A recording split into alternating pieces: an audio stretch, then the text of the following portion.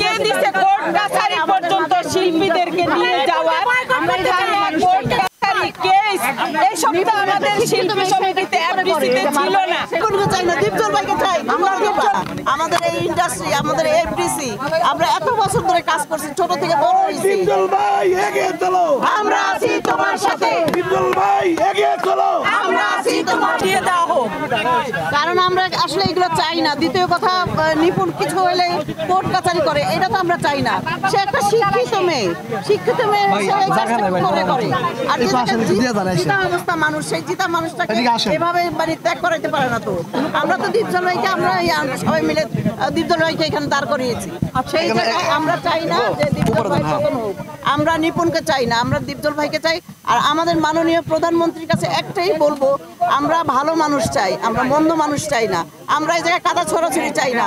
আমাদের এই ইন্ডাস্ট্রি, আমাদের এফডিসি, আমরা এত বছর ধরে কাজ করছি, ছোট থেকে বড় হয়েছি। দীপজল ভাই এগিয়ে চলো, আমরা আছি তোমার সাথে। দীপজল ভাই এগিয়ে চলো, আমরা আছি তোমার সাথে। দীপজল ভাই এগিয়ে চলো, আমরা আছি তোমার সাথে। এখন আমাদের প্রধানমন্ত্রীর কাছে একটাই অনুরোধ থাকবে, আমাদের আপা, আপনি অনেক শিল্পীদের জন্য অনেক করছেন। আপনার কাছে আমরা কৃতজ্ঞ। আমরা চাই আমাদের ইন্ডাস্ট্রিটা বেঁচে থাক, আমরা বাঁচি। আমাদের হাজার হাজার মানুষ, লাখ লাখ মানুষগুলো কাজ করে খায়। এই ইন্ডাস্ট্রিতে ভালো মানুষের দরকার।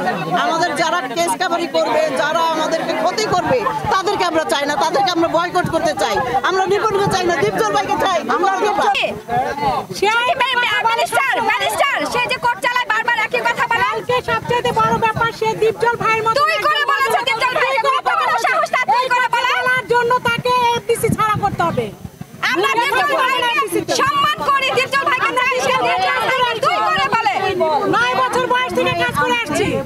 চলচ্চিত্রে নিপুণকে দীপজল ভাই আনছে, সেই দীপজল ভাইকে এখানে দীপজল মিশা মূর্খ এই কথাটা বলার সে সাহস পায় কোত্থেকে? ওরে এই সাহস কে দিছে কোর্ট কাছারি পর্যন্ত শিল্পীদেরকে নিয়ে যাওয়ার?